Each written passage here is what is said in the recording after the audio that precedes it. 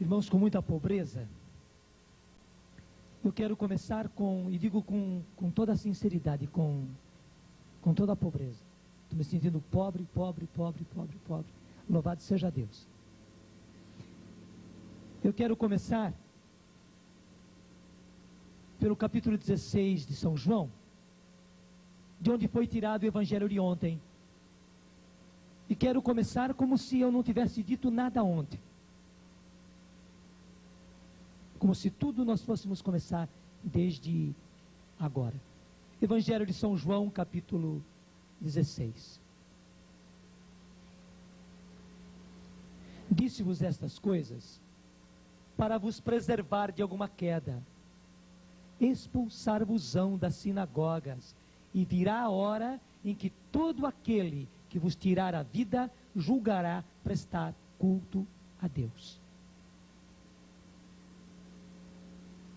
Naqueles tempos, Jesus só podia falar em termos de sinagoga, ele nem podia falar em termos de igreja, porque eles nem imaginavam o que era igreja. Então ele só podia falar em sinagoga, que era o lugar da reunião. E aliás, se vamos ver no fundo, a palavra sinagoga tem o mesmo significado de igreja, é o local de reunião. Onde os que são de Deus se reúnem. Mas veja a seriedade dessa palavra. Disse-vos essas coisas para vos preservar da queda, para vos preservar de alguma queda. Expulsar-vos-ão das sinagogas, e mais ainda, veja aí, e virá a hora em que todo aquele que vos tirar a vida julgará prestar culto a Deus. Julgará prestar serviço a Deus. E eu quero dizer a vocês, essa palavra não se refere tão somente aos discípulos, aos apóstolos. Essa palavra se refere também a nós. Nós chegamos aos tempos dessas palavras estarem se realizando. Não é para a gente se assustar, mas o próprio Jesus disse-vos essas coisas para vos preservar da queda. Ele não quer que nós caiamos, não quer. Então ele já está de antemão nos falando. Expulsar-vos-ão das sinagogas. E virá a hora em que todo aquele que vos tirar a vida julgará prestar culto a Deus. Julgará estar prestando um serviço a Deus. Se Deus quiser, durante todos esses dias, nós haveremos de entender bem o que essa palavra diz. Procederão deste modo, porque não conheceram o Pai, nem a mim. Então, quem é que fará isso contra nós? Aqueles que não conheceram o Pai, nem a Jesus. Procederão deste modo, porque não conheceram o Pai, nem a mim. Disse-vos, porém, estas palavras, para que quando chegar a hora, vos lembreis que vô-lo anunciei. Eu não vô-las disse desde o princípio, porque estava convosco. E no nosso caso, por que é que o Senhor, nesses tempos agora, vem tomar essas palavras, vem tomar esses textos e vem nos clarear, e vem nos esclarecer esses textos? O Senhor agora, nesses tempos, está fazendo isso, porque é agora que nós estamos precisando disso. É daqui para frente que nós vamos precisar cada vez mais disso. Repare mais uma vez no versículo 4, diz-vos, porém, essas palavras, para que quando chegar a hora, vos lembreis de que vou-lo anunciei. O que eu quero dizer a vocês é o seguinte: nós estamos em guerra. Nós estamos em guerra. E eu queria dizer a vocês hoje com muita clareza, a renovação carismática, ela não é algo que Deus trouxe apenas para nós resolvermos os nossos problemas e as nossas situações. Não. A renovação carismática não é algo para nós sermos curados dos nossos males, das nossas doenças. Não. A renovação carismática não é algo que Deus trouxe para que então os nossos problemas recebam solução. E que nós então tenhamos tudo aquilo que nós queremos, o que nós buscamos, a solução das coisas difíceis para nós. Eu digo a vocês, não. Você até diria, mas então, o Senhor está contradizendo tudo? E tudo que o Senhor fez, o Senhor está fazendo, e as curas que o Senhor está fazendo, e os problemas que Ele tem resolvido, de onde que vem isso? Veja bem, o Senhor está fazendo isso porque Ele está preparando soldados. O Senhor está sendo para nós como uma águia que esvoaça por cima dos seus pintainhos, por cima das suas águiazinhas, dos seus filhotes, preparando-os para a guerra, fazendo com que eles sintam vontade de ir para guerrear.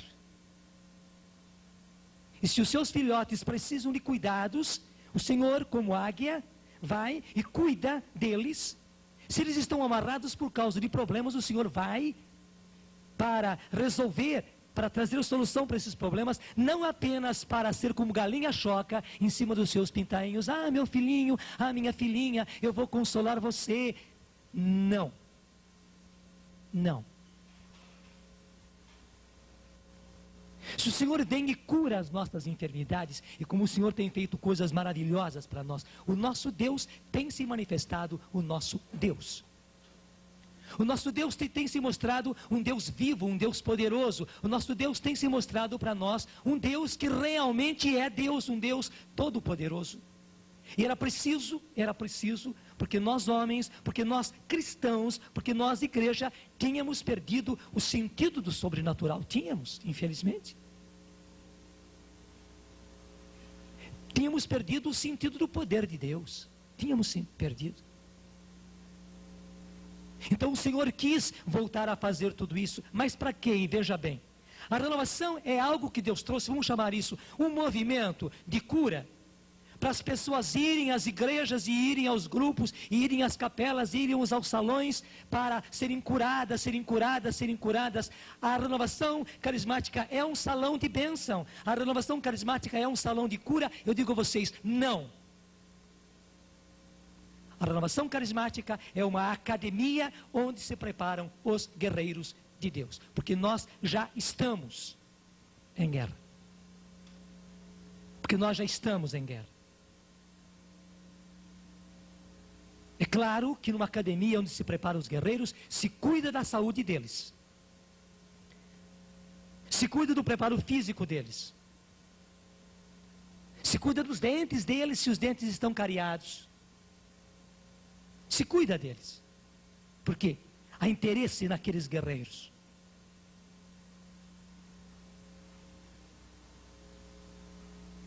Numa academia, se ensina aqueles jovens a usarem as armas, a experimentarem as armas, a se exercitarem com aquelas armas.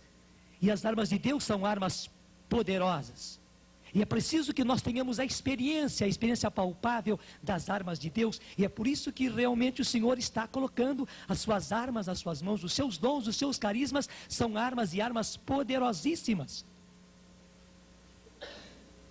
E o Senhor nos faz justamente treinados em usar essas armas. Mas tudo isso por quê? Para consolar os seus filhotes. Ah, venham cá, filhotinhos meus, venham cá, pintinhos meus. Eu sou uma galinha choca, que quer todos os seus pintinhos debaixo das suas asas. Não quero vocês em perigo nenhum, não quero vocês com problema nenhum, não quero vocês com nenhuma situação difícil, não quero vocês com sofrimento nenhum. Venham cá, podem chorar, podem se lamentar, é bom que vocês se lamentem. Ah, Senhor, ah, Senhor, ah, Senhor, o meu filho, ah, Senhor, a minha sogra, ah, Senhor, o meu tio, ah, Senhor, a minha doença, a Senhor, o meu pároco, a Senhor, a minha comunidade. Chorem bastante, porque eu gosto disso. Não, o Senhor não é uma galinha choca, e nós não somos pintinhos de galinha. O Senhor é como uma águia, e nós somos como os filhotes de águia, que o Senhor está preparando para a batalha. Que o Senhor está preparando para a batalha. Nós estamos numa academia, numa linda academia, onde o Senhor, pelo seu Espírito, está nos preparando para a batalha.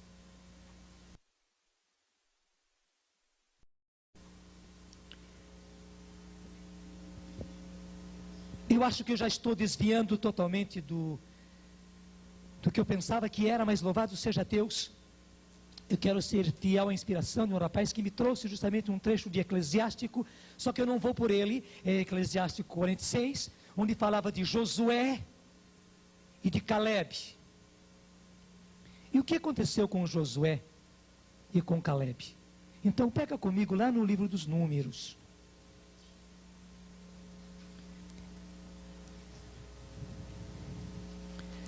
Livro dos Números, capítulo 13. Para facilitar na Bíblia da Ave Maria, página 189, 189, 189. Em vez de ler tudo, eu vou apenas contar. E quando for necessário, eu vou à Bíblia. Veja, gente, em pouco tempo, o povo de Israel, que estava escravo no Egito, chegou às portas da terra prometida. E foi prodigioso. A maneira com que o Senhor tirou-os do Egito foi cheia de prodígios, e nem preciso narrar. O maior prodígio foi eles atravessarem o Mar Vermelho a pé enxuto. E tanto foi de Deus, que eles passaram, e os egípcios que tinham carros, cavalos, guerreiros, vieram atrás, e quando eles vieram, todos eles foram precipitados no mar. O mar os tragou, e eles foram afogados. Eles enfrentaram o deserto, não tiveram água no deserto. Em primeiro lugar, encontraram águas amargas, e o Senhor, com uma madeira, com um tipo de lenho, um tipo de madeira, de planta, fez com que aquelas águas salobras, amargas, se tornassem águas que pudessem ser bebidas. Depois faltou água mesmo, e não tinham mais água, e o Senhor fez brotar água da rocha. Eles não tiveram alimento, não tinham mais, as provisões que eles tinham trazido do Egito tinham acabado, e o Senhor deu a eles o maná. Um alimento maravilhoso, um alimento vindo de Deus, vindo do céu, um alimento milagroso. Mesmo chegou a ocasião, está um pouquinho antes, no final do capítulo 11, em que eles ficaram com saudade das carnes que eles comiam no Egito, e das cebolas, e dos alhos bravos, e pediram ao Senhor, pediram a Moisés, eles queriam comer carne, e o Senhor foi tão bondoso com eles, que fez uma coisa interessante. Codornizes, aquelas aves que migravam de um lugar para o outro e passavam pelo deserto naquele momento, mas cansadas, e cansadas, caíram ali no deserto sem força, e com toda a facilidade o povo pôde ir e pôde pegar quantas aves quiseram, quantas codornizes tiveram carne em abundância. Deus foi maravilhoso com eles. E eles chegaram até as portas da terra que lhes tinha sido prometida. Rapidamente eles chegaram até lá. Então o que Moisés fez? Mandou que um de cada tribo, isso foi ordem do Senhor, um de cada tribo, escolhido a dedo, veja bem, um de cada tribo, eram 12 tribos, escolhida a dedo, fossem para ver aquela terra, fossem explorar a terra, e ver como ela era, como eram os inimigos, como eram as muralhas, como eram as armas deles, e eles foram e viram. E voltaram. Só que quando voltaram, infelizmente, aqueles homens só começaram a exagerar. E dizer que era uma terra impossível de se conquistar.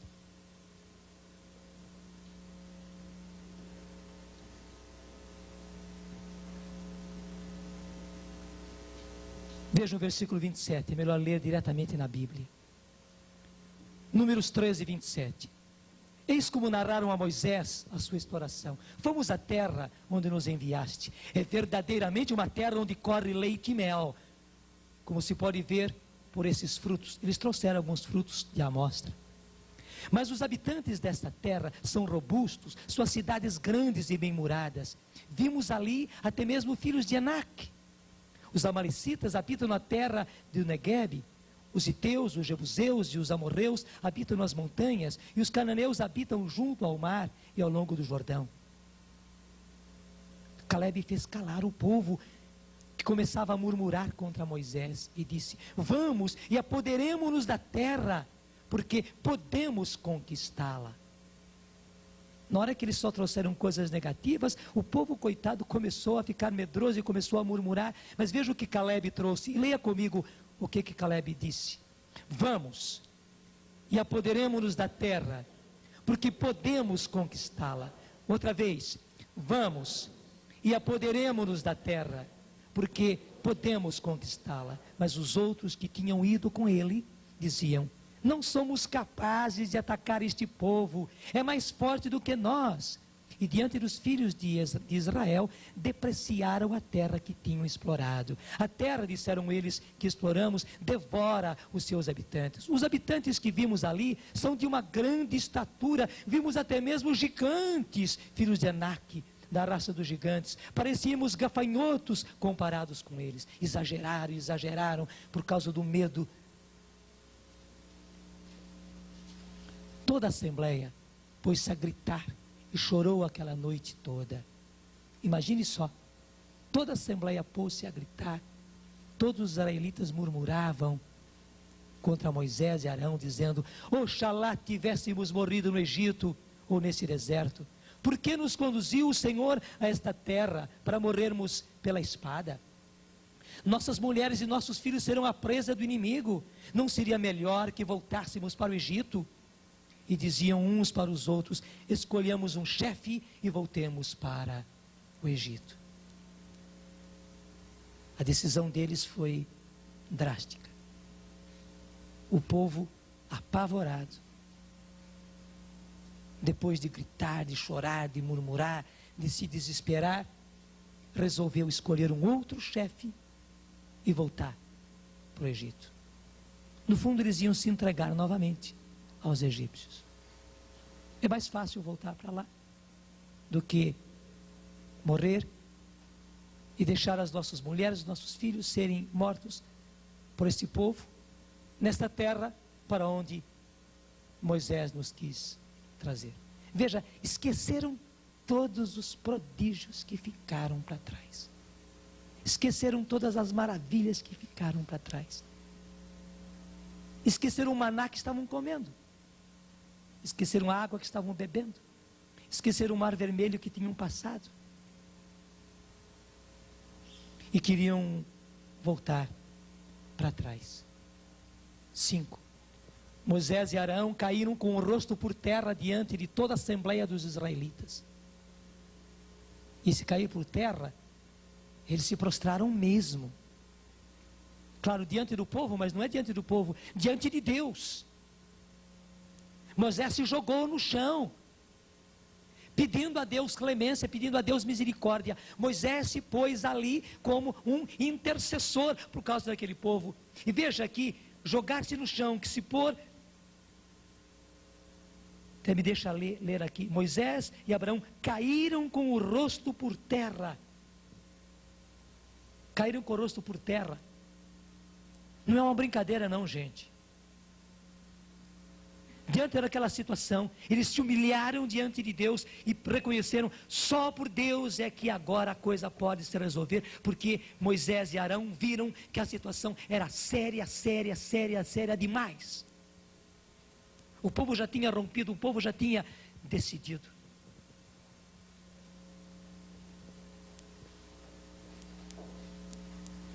Seis. Josué.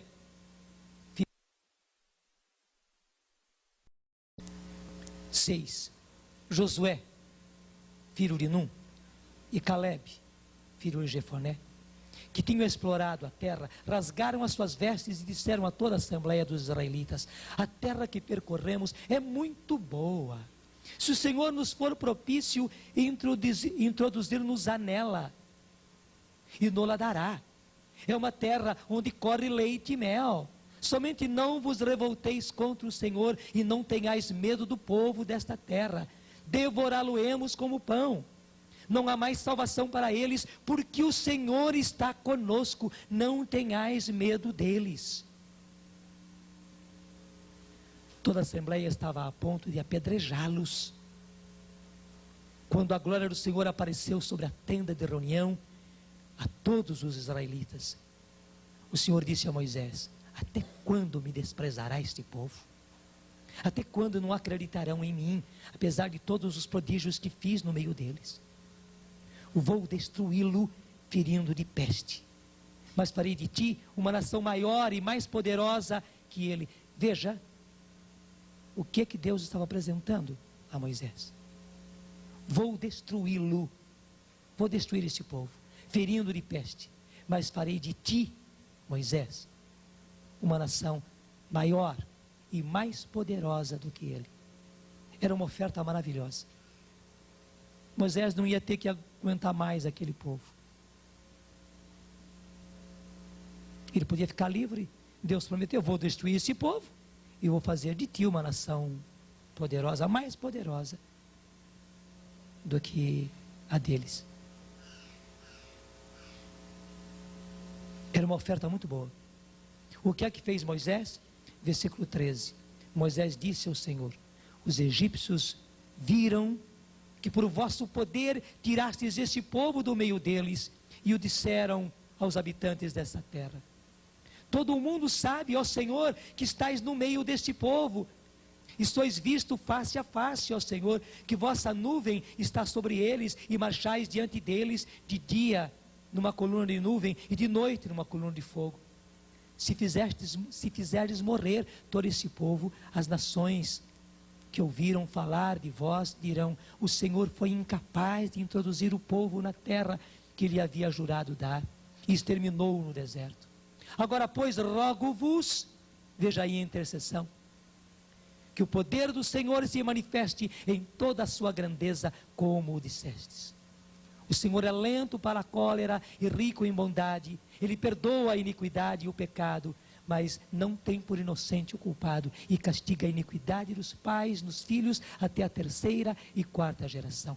Perdoai o pecado deste povo, segundo a vossa grande misericórdia, como já o tendes feito desde o Egito até aqui. O Senhor respondeu: eu perdoo conforme eu te pedido, mas pela minha vida e pela minha glória que enche toda a terra. Vejam bem agora, leia comigo o versículo 22.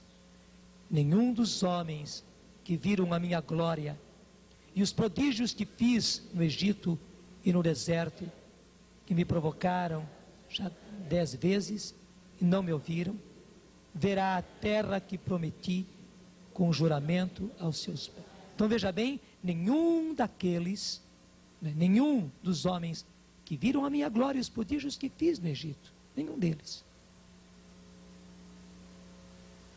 entrará nessa terra, na terra que prometi com juramento. Nenhum deles. Veja o finalzinho do versículo: nenhum daqueles que me desprezaram a verá. Leia comigo: nenhum daqueles que me desprezaram a verá.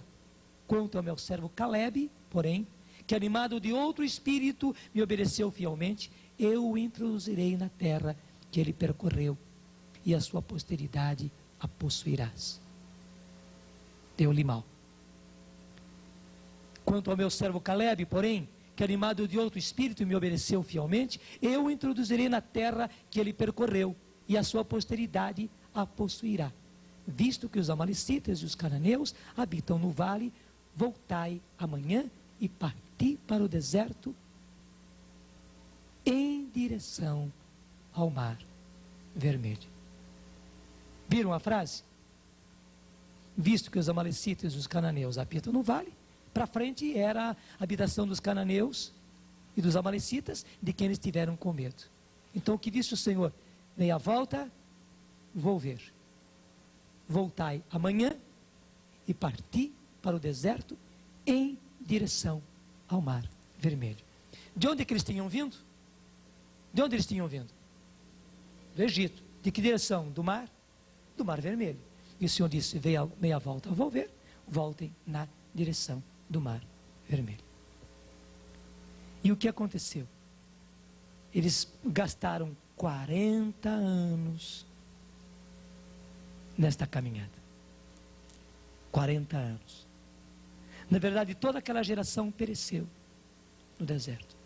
Toda aquela geração pereceu no deserto. E uma nova geração entrou. Entrou com quem? E aí que está, com Caleb e com Josué. Tanto assim que se vocês forem para frente, né, e pegarem agora o livro de Josué,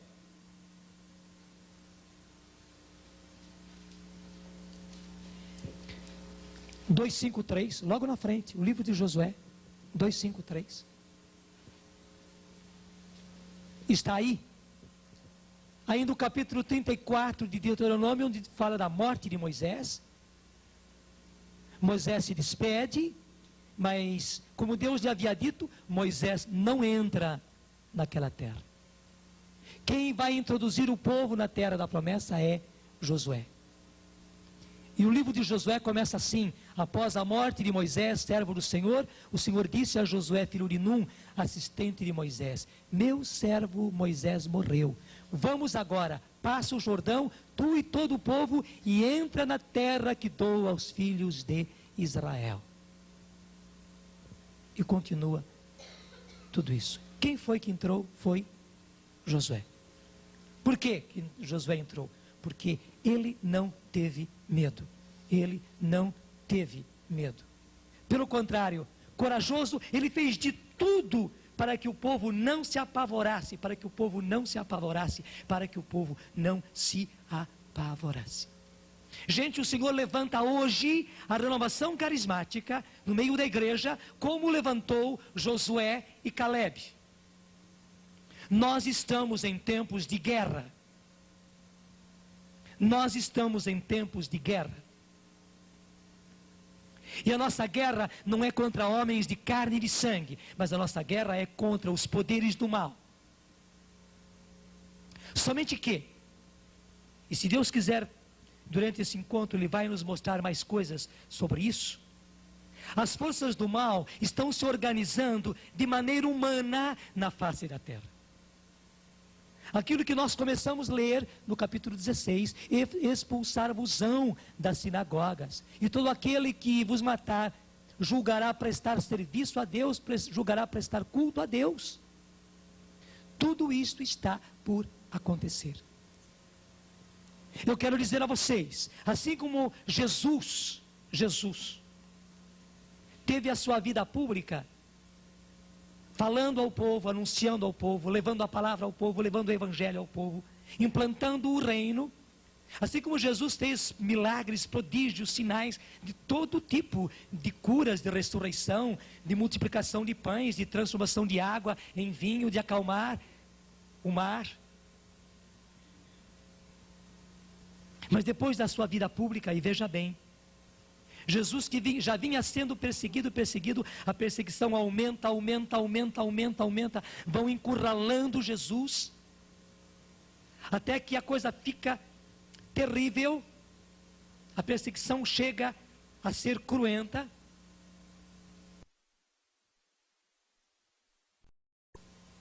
Até que a coisa fica terrível, a perseguição chega a ser cruenta,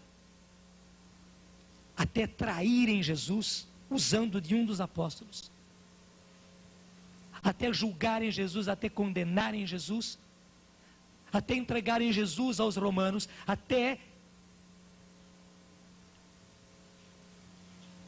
flagelarem Jesus, até coroarem Jesus de espinhos, como um rei de gozação, até subirem com Jesus à cruz, até pregarem Jesus na cruz, até verem Jesus morto, e depois de morto ainda, com aquela lança, tendo o coração estraçalhado. Veja, Jesus, depois da vida pública, passou pelo julgamento, pela traição, pela prisão, pela condenação, pela morte. Eu lhes digo, a igreja, corpo de Cristo, está seguindo os caminhos de Jesus, o seu mestre. Eu digo a vocês, nós estamos no finalzinho do tempo da vida pública. Assim como Jesus teve uma vida pública que o levou à morte, A igreja também, até agora, teve a sua vida pública. Vejam, nesses 2000 anos quase, a igreja teve a sua vida pública. A igreja que começou lá em Pentecostes, teve a sua vida pública. E nesses tempos que nós estamos, quantos prodígios, quantos milagres, quantas curas, quanta libertação, quanta conversão, como o evangelho tem sido anunciado, como o reino de Deus tem sido trazido, como as pessoas têm voltado para Deus, tudo isso é maravilhoso. É a vida pública de Jesus na igreja. Só que eu lhes digo, nós estamos a 2 passos, estamos muito próximos de entrarmos na fase do que Jesus passou. Perseguido, depois traído, depois preso, depois julgado, depois condenado e levado à morte. A igreja vai passar por esses passos de Jesus. E veja, quando isso aconteceu, os apóstolos e os discípulos, coitados, ficaram apavorados. Lembra o que aconteceu com os discípulos de Emaús? Como eles estavam descrentes. Nós julgávamos que Jesus era o Messias. E vejo tudo o que aconteceu com ele. Como justamente os seus inimigos fizeram tudo isso que fizeram com ele.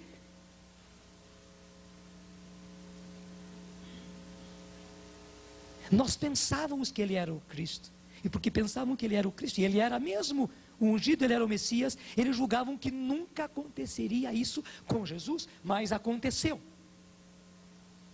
Veja bem, e aí o importante, se você quer voltar comigo lá ao capítulo 16 de São João, Jesus nos falou claro, e é importante nós entendermos esta clareza com que Jesus nos fala. Disse-vos essas coisas para vos preservar da queda. Expulsar-vos-ão das sinagogas, e virá a hora em que todo aquele que vos tirar a vida julgará prestar culto a Deus.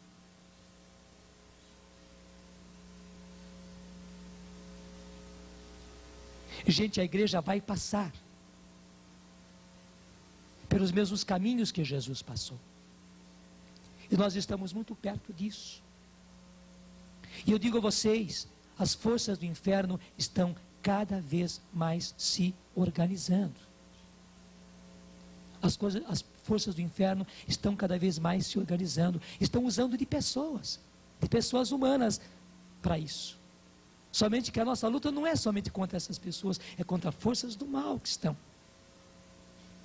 As forças do anticristo estão cada vez mais próximas. As forças do falso profeta estão cada vez mais próximas. E já estão acontecendo nesse mundo, Estão cada vez mais se manifestando. Não é para nós termos medo.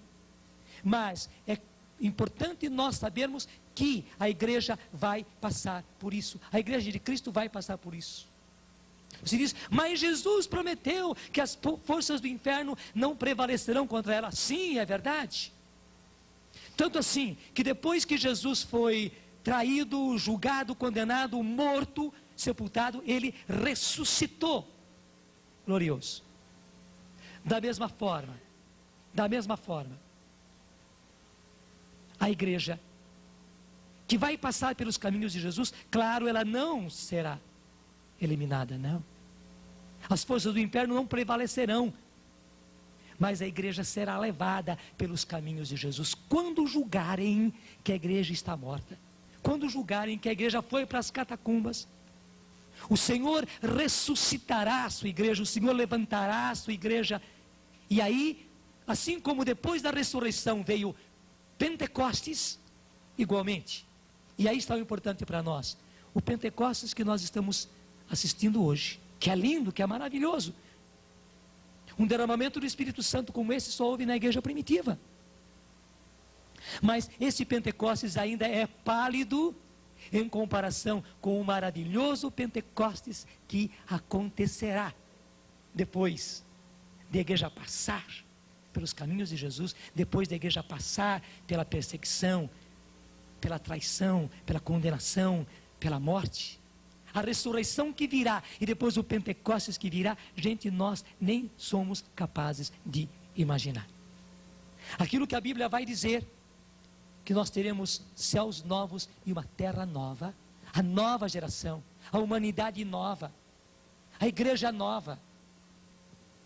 Vai ser maravilhoso. Tenhamos a certeza, a vitória de Jesus está cada vez mais próxima. Todavia, e aí nós não podemos esquecermos disso, antes de chegar à vitória de Jesus, haverá toda esta fase dura, dolorosa, sofrida. Não houve ressurreição sem morte. Aliás, só pode haver ressurreição depois que haja a morte. E a igreja está seguindo os passos de Jesus. Eu sei que eu estou lhes revelando coisas muito duras até de a gente acolher. Mas são muito concretas e eu lhes digo, são reais. São reais. São reais. É o Senhor quem está nos revelando. Eu quero passar rapidinho com vocês, já para levantar o nosso ânimo. Não esqueça, nós estamos lá ainda com o Josué, né? Josué e Caleb, né? Mas eu quero passar com vocês já para Apocalipse capítulo 19.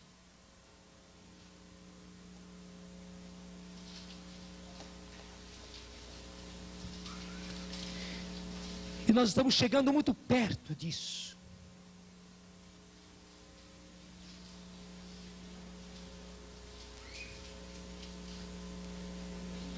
Apocalipse 19, 11.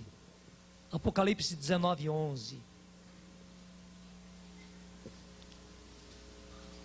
Vi ainda, lê comigo, qual é o título que está em cima do capítulo 19, versículo 11?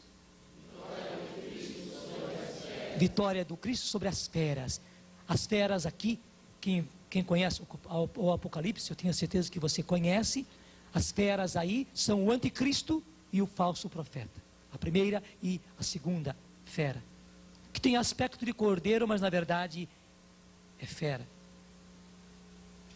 Que aparece como cordeiro, que se mostra como cordeiro. Mas na verdade não é. Não é cordeiro, pelo contrário é fera. Vi então o céu aberto. Eis que aparece um cavalo branco. Seu cavaleiro chama-se Fiel e Verdadeiro. E é com justiça que ele julga e guerreia. Tem olhos flamejantes, há em sua cabeça muitos diademas, traz escrito um nome que ninguém conhece senão ele. Está vestido com um manto tinto de sangue, e o seu nome é o Verbo de Deus. Está vestido com um manto tinto de sangue, porque ele passou pela crucifixão, pela morte. E o seu nome é o Verbo de Deus. Seguiam crucifixão, pela morte. E o seu nome é o Verbo de Deus. Seguiam-no em cavalos brancos os exércitos celestes, vestidos de linho fino e de uma brancura imaculada. De sua boca sai uma espada afiada, para com ela ferir as nações pagãs, porque ele deve governá-las com cetro de ferro e pisar o lagar do vinho da ardente ira do Deus dominador. Ele traz escrito no manto e na coxa, Rei dos reis e Senhor dos senhores. Vi então um anjo de pé sobre o sol e aclamar em alta voz a todas as aves que voam pelo meio dos céus: vinde, reuni-vos para a grande ceia de Deus, para comerdes carnes de reis, carnes de generais e carnes de poderosos, carnes de cavalos e cavaleiros, carnes de homens livres e escravos, pequenos e grandes.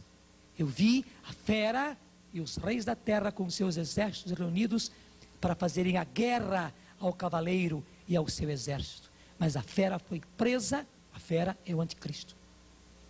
Mas a fera foi presa e com ela o falso profeta que realizara prodígios sob o seu controle, com os quais seduzir aqueles que tinham recebido o sinal da fera e se tinham prostrado diante da sua imagem. Ambos foram lançados vivos no lago de fogo sulfuroso. Os restantes foram mortos pelo cavaleiro, e veja com letra maiúscula, é Jesus, com a espada que lhe saía da boca, e todas as aves fartaram-se de suas carnes. Claro, é toda uma linguagem muito simbólica, mas está aqui para nós anunciado o triunfo de Jesus. E claro, depois do capítulo 19 vem o capítulo 20. Vira a página. E o que é que diz o capítulo 20? Qual é o título? Sorte do dragão. Quer dizer, o destino do dragão. O que vai acontecer com o dragão? O que vai acontecer com o inimigo? Vi então descer do céu um anjo que tinha na mão a chave do abismo e uma grande algema. Depois da vitória de Jesus, o que acontecerá? É isso. Depois do Senhor destruir o anticristo, depois do Senhor destruir o falso profeta, o que acontecerá?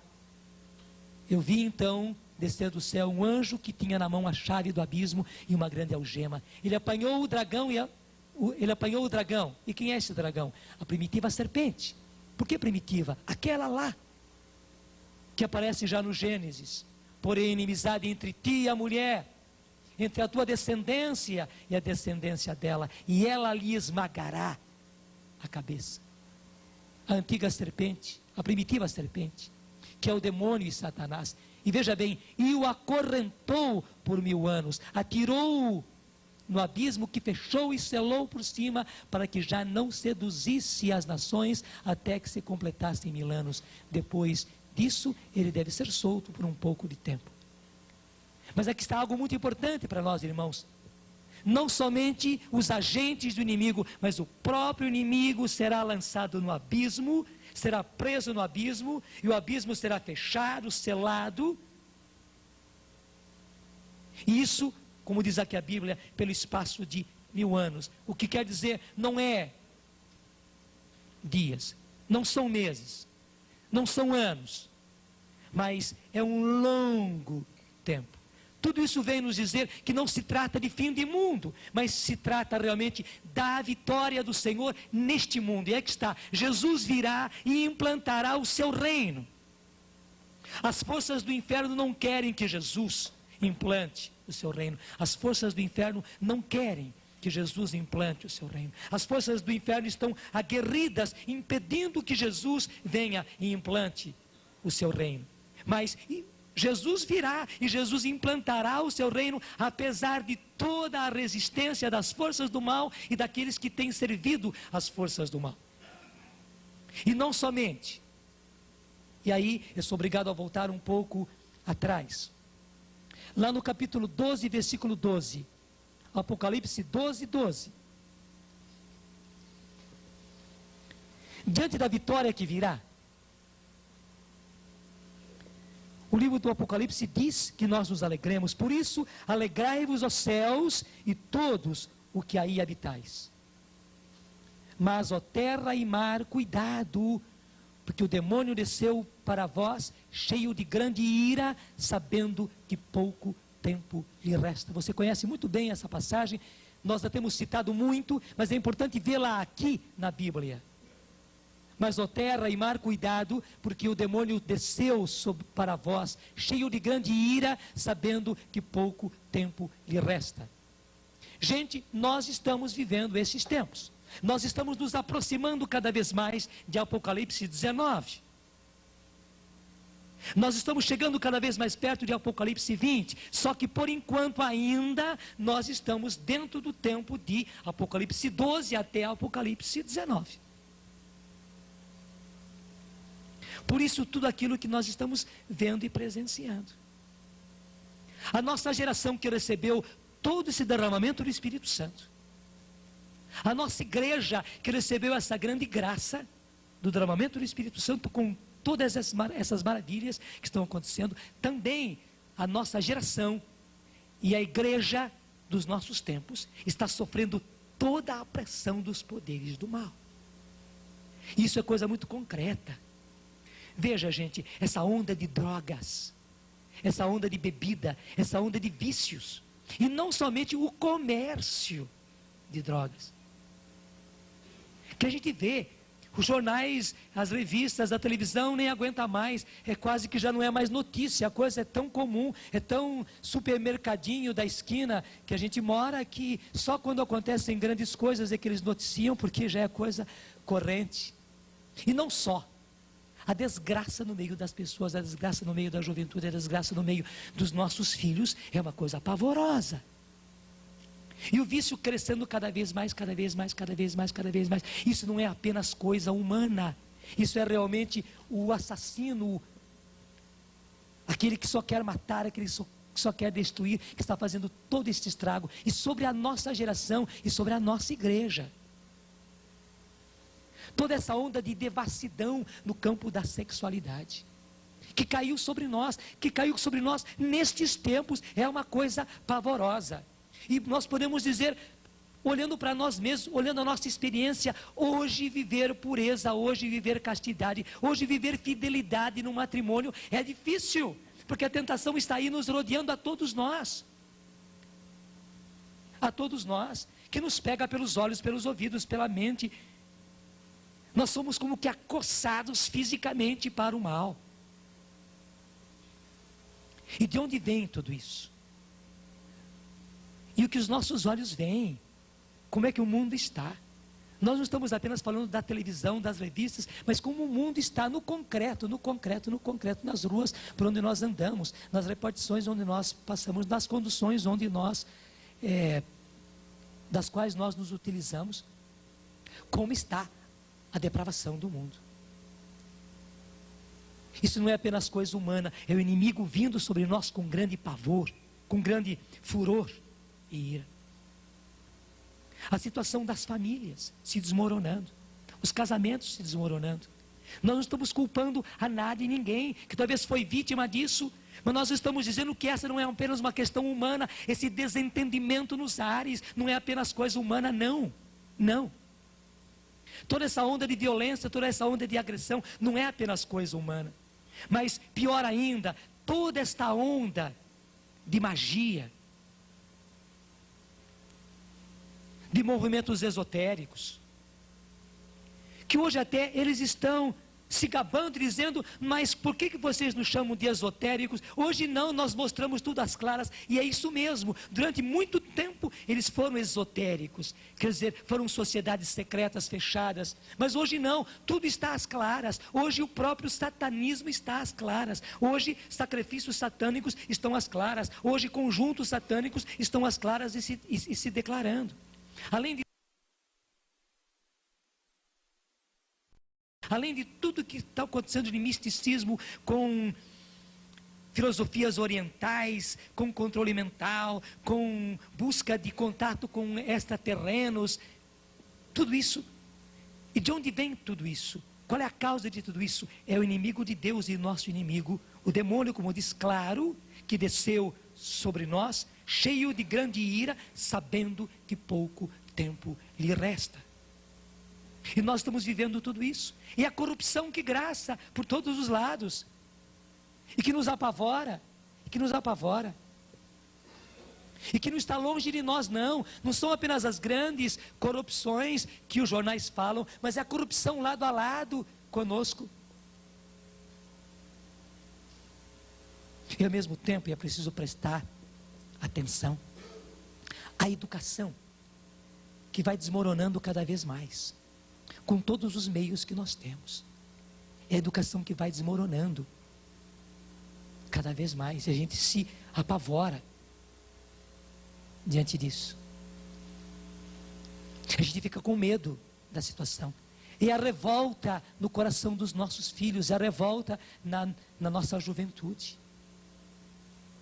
É toda essa mudança de mentalidade que nós estamos assistindo, vai apavorando a gente. E de onde vem tudo isso?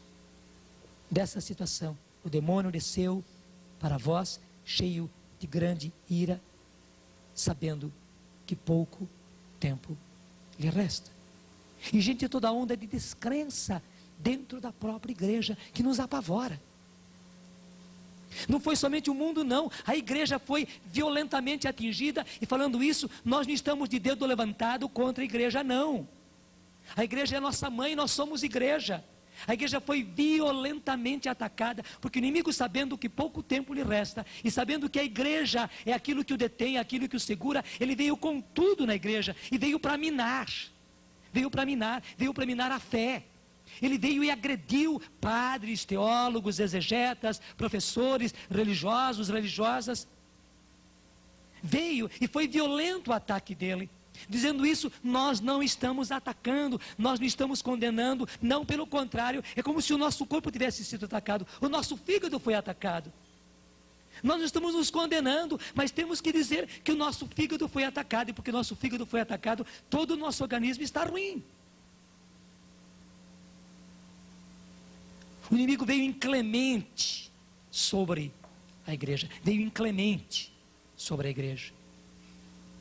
E daí tudo aquilo que nós estamos assistindo, até mesmo uma onda de descrença dentro da igreja, uma perda do sobrenatural.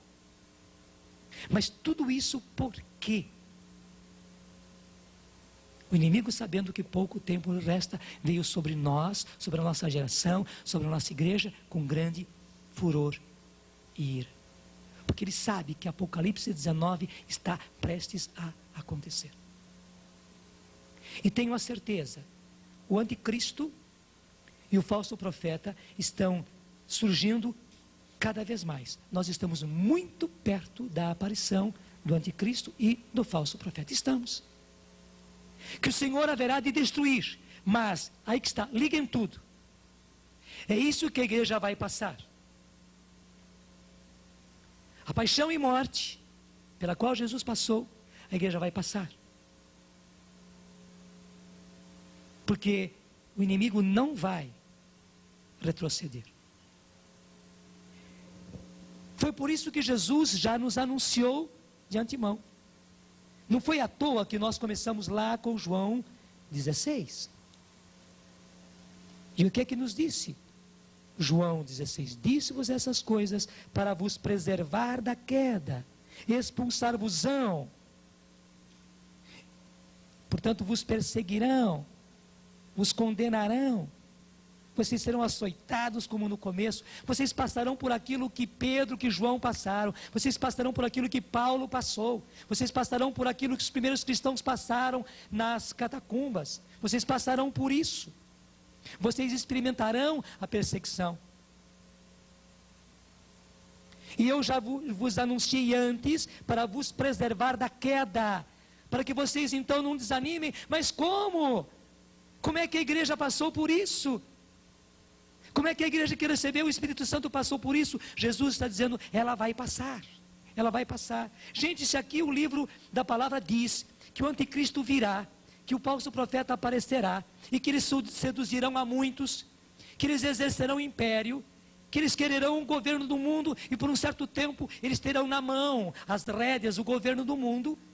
Também sobre isso se diz que passará o céu e a terra, mas as minhas palavras não passarão, também sobre isso.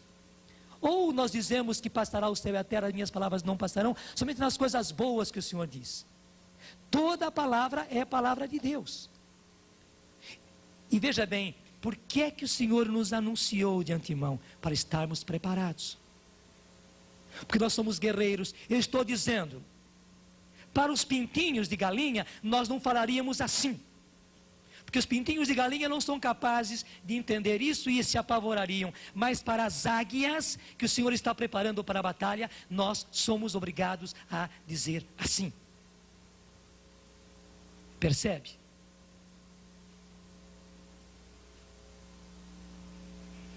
Então tudo isso acontecerá. É duro? É duro.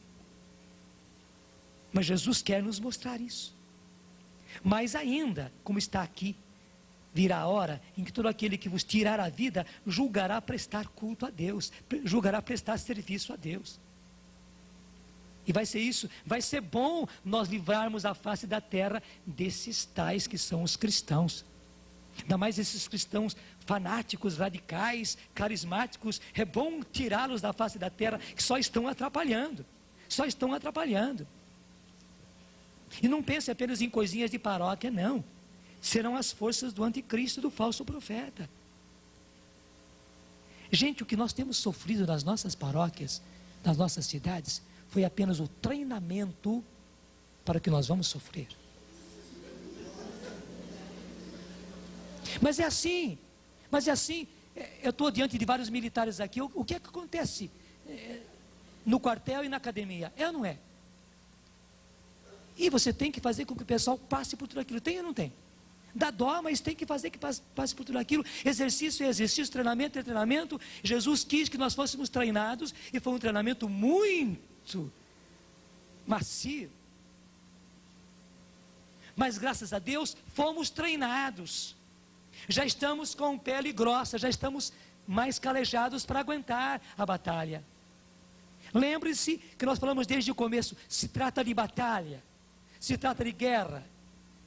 Se trata de guerra, e a nossa guerra não é contra as forças do mal, não é contra as forças, não é contra homens, mas a nossa batalha é contra as forças do mal. Somente que as forças do mal agindo neste mundo através de pessoas. Mas tenhamos a certeza, gente, aí que está. Por isso que eu fui logo para Apocalipse 19. A vitória de Jesus é certa, e a derrota do anticristo é certa. E a derrota do falso profeta é certa, porque Jesus disse, e nós sabemos disso, tanto quanto ele vai surgir, tanto quanto ele vai ter um certo império, tanto quanto ele vai ter durante um certo tempo as rédeas e o governo do mundo, é certo também que a vitória de Jesus virá, e o anticristo e o falso profeta serão destruídos, e mais ainda, Apocalipse 20, o inimigo vai ser preso, vai ser devolvido ao abismo, ele vai ser encarcerado, vai ser fechado lá, lacrado, e durante um milênio nós estaremos libertos das forças do mal. E claro, depois de Apocalipse 20, vem Apocalipse 21, né? E o que diz Apocalipse 21? Eu vi um novo céu e uma nova terra. Não é isso? Eu vi um novo céu e uma nova terra. E nós estamos na iminência disso. Gente, nós já estamos a 2 passos da terra prometida. Para chegar... Por que eu comecei com... Não. Por que o Senhor fez que eu começasse com Josué e Calebe? Porque estamos na mesma situação. O que fizeram os outros? Só apavoraram-se e apavoraram, e o povo teve que voltar na direção do Egito, na direção do Mar Vermelho, e gastaram 40 anos, porque tiveram medo. Nós já estamos na iminência, claro, para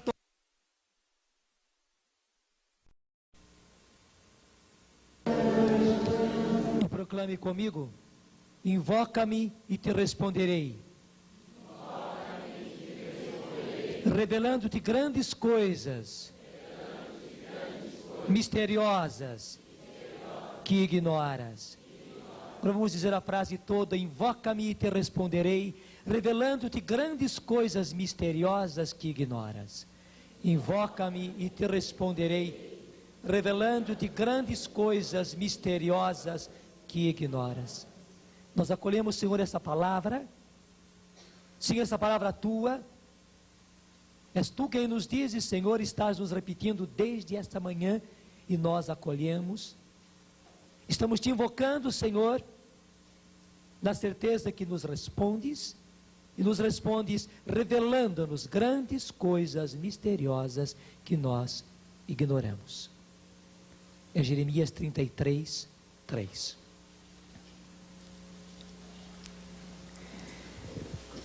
Eu quis que fosse colocado aqui no quadro, para completar a palestra anterior, longa, não é?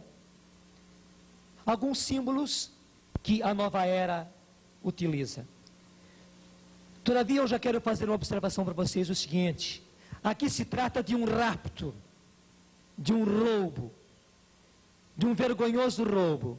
Eles pegaram símbolos fortes, e pegaram muitos símbolos nossos, e usam para as finalidades deles.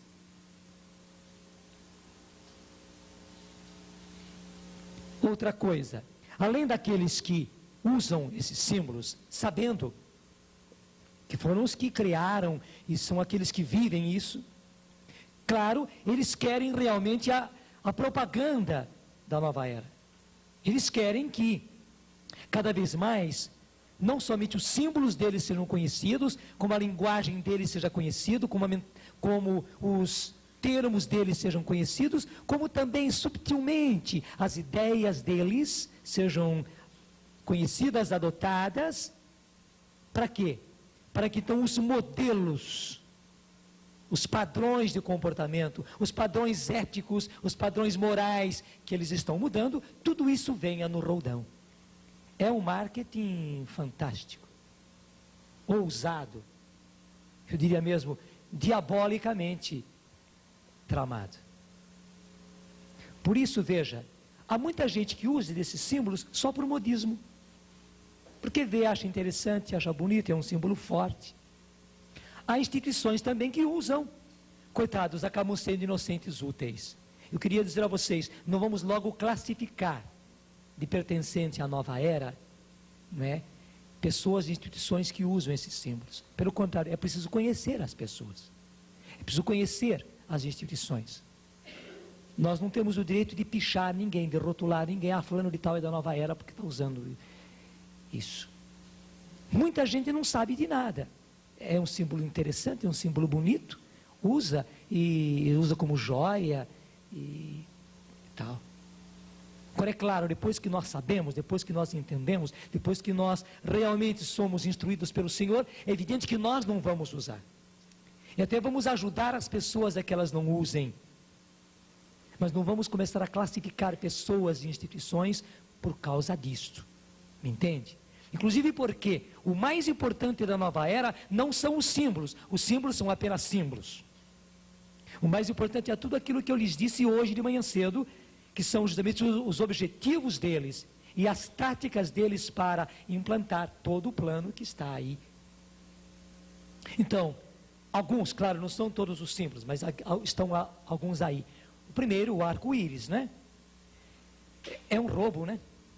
Porque o arco-íris está ainda no livro do Gênesis. É o sinal da aliança, da linda aliança entre Deus e os homens. Está na origem do cristianismo. Mas eles usam, é a manifestação da luz divina, com sua multicoloração, uma espécie de ponte, simbolizando a união entre a terra e o céu. Mas veja bem, mas que céu é esse? Entre os seres terrenos e os seres extraterrenos para uma nova era. Então é a ligação, é a ponte entre os seres terrenos e os seres extraterrenos. Tanto assim que o arco-íris deles não é o nosso arco-íris total. É um arco-íris tipo ponte. A ligação entre os seres terrestres e os seres extraterrestres. E o pior, é a ligação entre este mundo e o Shambhala. Esta terra e o Shambhala. E o Shambhala o que é? É realmente o reino da luz, o reino de Lúcifer, o portador da luz. Para quê? Para que justamente as luzes, as revelações de Shambhala, do Shambhala, as revelações de Lúcifer cheguem até nós. Cheguem até nós diretamente ou cheguem até nós através dos extraterrestres. Só que o negócio de extraterrestres é tudo história, não é? Eu já falava hoje cedo, vamos repetir, é aquilo que a Bíblia chama os espíritos malignos nos ares. Nos ares. Não existem extraterrestres.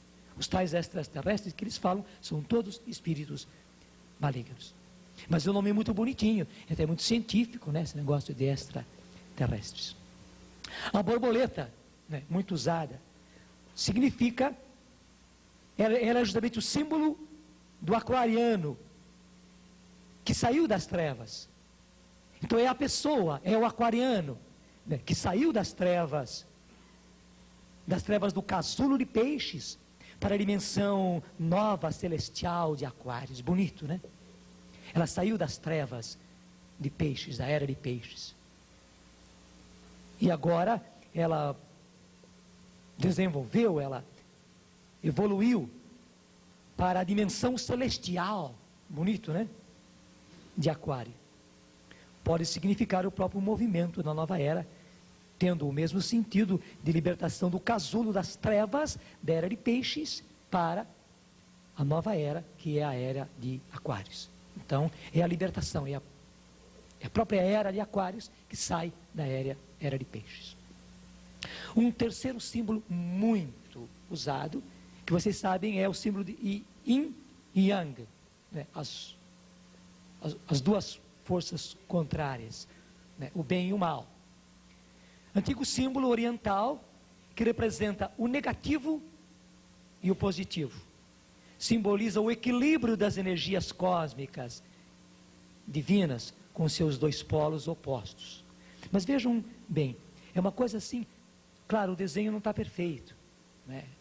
Eu agradeço quem fez, e nem obrigaria que a pessoa fosse perfeita no desenho, mas o símbolo yin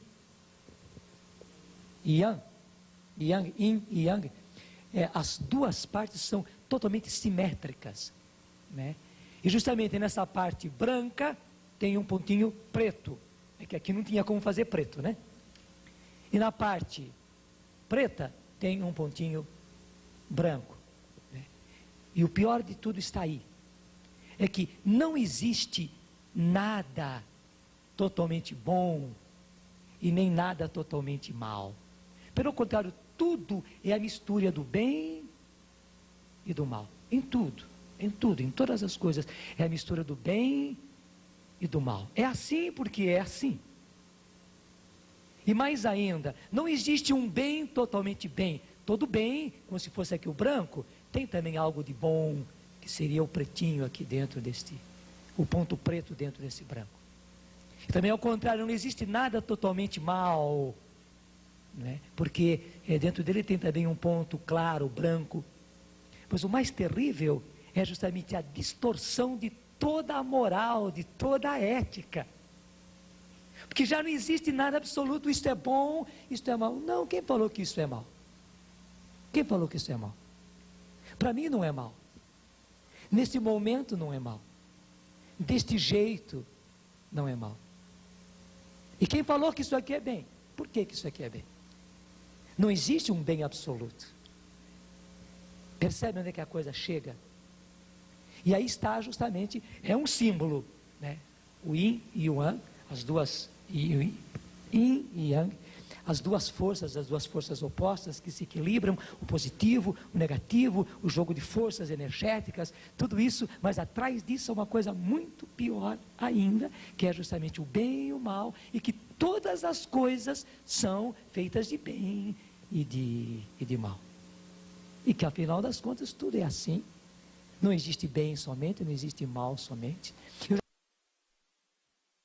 Forças energéticas, tudo isso, mas atrás disso é uma coisa muito pior ainda, que é justamente o bem e o mal, e que todas as coisas são feitas de bem e de mal. E que afinal das contas tudo é assim. Não existe bem somente, não existe mal somente. Eu já falei para vocês, e isso aqui entra também, porque tudo vai do positivo e do negativo. Toda pessoa é masculina e feminino. Toda pessoa é masculina e feminino. Eles até dizem que Deus é masculino e feminino. Esse negócio de Deus Pai é muito machismo. Não, Deus é homem e é mulher. Deus é pai e é mãe ao mesmo tempo. Vai longe, né? Vai longe. Inclusive a pessoa evoluída, eu dizia hoje cedo, é a pessoa que desenvolve o seu masculino e também o seu feminino, mas também o seu masculino. E a pessoa que se expressa afetivamente no seu lado masculino, no seu lado feminino. É a pessoa que se expressa sexualmente no seu lado masculino, no seu lado feminino. E para onde é que a coisa vai? E uma vez que tudo é bom e mal ao mesmo tempo, não existe mal que seja mal, não existe bem que seja bem. Vocês veem onde é que a coisa vai.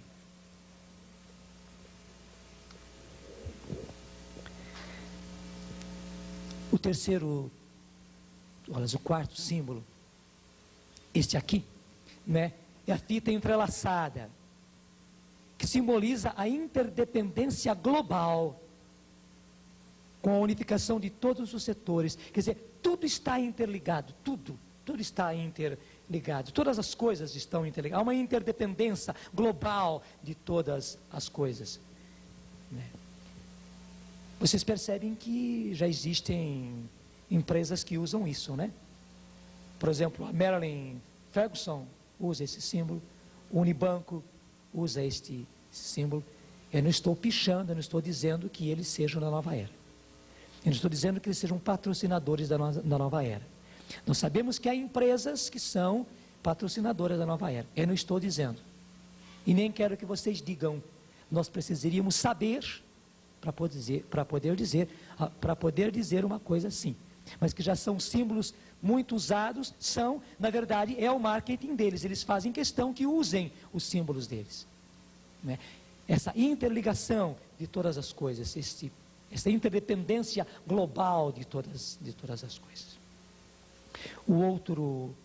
Mas o interessante é isso, onde vocês encontram isso aqui, ali tem um cheiro de nova era. Este símbolo é o símbolo de Urano, né? É o planeta que rege a era de Aquário. Então para eles é importante. Segundo os astrólogos, não é segundo a astronomia, mas é segundo a astrologia, né? E simboliza a harmonia e o equilíbrio.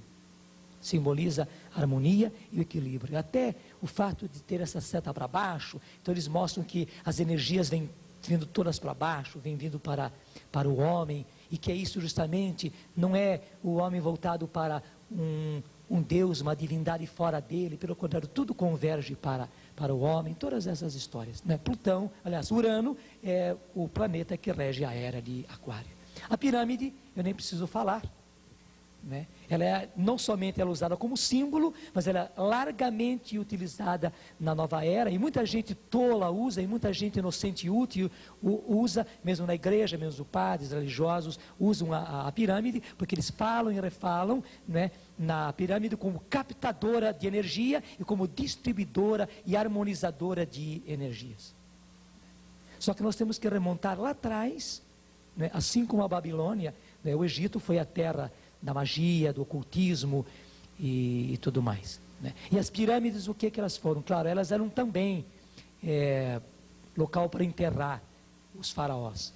Mas justamente de acordo com os costumes deles, levaram para dentro das pirâmides todas as coisas dos rituais deles, da magia deles, do que eles faziam, tudo tem lá. É como um museu. É como um museu no qual eles colocaram um age, né? New age, novo age, era, idade, conspiração aquariana, toda uma conspiração aquariana, era de Aquário, ou Aquarius, Aquário em português, Aquarius é o termo mais clássico, né? Nova ordem mundial, que eles estão conquistando, uma nova ordem internacional, que é a mesma coisa, né? Nova consciência, como a gente tem ouvido falar sobre isso, né? Eles usam muito a expressão interdependência, fraternidade universal, família global, cidadão do mundo, para que significar este vasto, este amplo, né, que vai além do pequenininho, evolução, modernidade, progresso, tudo isso. Holístico, né, que quer dizer global, tudo se une, tudo converge, tudo forma um todo. Holos, no grego, é todo, holístico, muito usar a expressão holístico, né? Holística. Colônia global. Vocês ouvem muito falar em Mãe Terra, Nave Terra, Mãe d'Água, Mãe Gaia. Gente, eles usam as coisas mais lindas que nós temos. A ecologia, por exemplo. É claro que temos que defender a natureza, é claro que a natureza é dom de Deus, que a natureza é justamente o jardim onde Deus nos colocou. Só que para eles tem todo um sentido diferente. Inclusive de culto. Para eles, a Mãe Terra, né, Gaia, é uma deusa, é a deusa Terra. E é adorada como deusa. E depois existem gnomos aqui na Terra, como é que é outro nome também? Duendes, todas essas bobagens, tolices, né? No fundo fábulas, mas eles vão por aí tudo. E veja como esses nomes já são bem usados, né? E daí então consciência ecológica, né? Outros termos que a gente usa, que vê usar muito, né? Mestres cósmicos, são esses mestres do cosmos, mestres universais, né? Extraterrenos ou extraterrestres, né? Os ETs, espíritos cósmicos, usam muito essas expressões. Para designar Deus, eles usam o eu maior, absoluto, a grande mente universal, né? A força. Para os líderes universais, né? Nós já falamos hoje cedo o termo avatar, né? O ungido, mas no sentido deles, não no nosso. O instrutor do mundo, né? Maitreya, ou Senhor Maitreya, Saint-Germain. Nós ouvimos muito a expressão magos e também bruxos, que até perde o mau sentido que havia antigamente, né? Os bruxos e tal. Bom, tudo isso. Eu queria pegar com vocês, primeira carta a Timóteo, capítulo 4.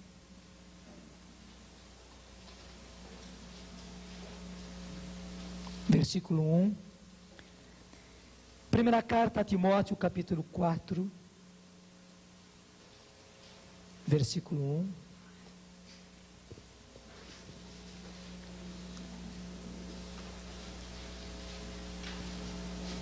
Leiam comigo.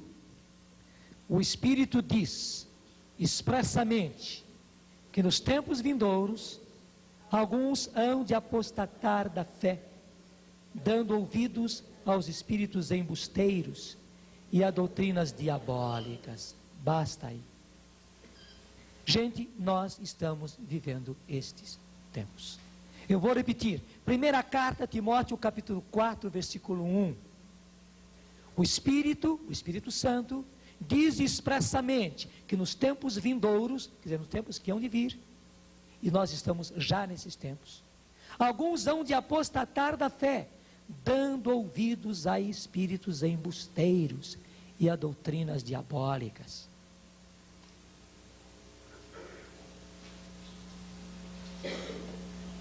E agora eu quero que vocês peguem comigo, já a segunda carta a Timóteo, também capítulo 4, logo na frente, versículo 1 e seguintes.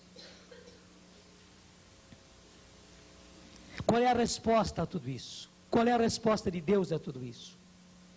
Eu te conjuro, em presença de Deus e de Jesus Cristo, que há de julgar os vivos e os mortos, por sua aparição e por seu reino. Veja bem, tudo que diz aqui.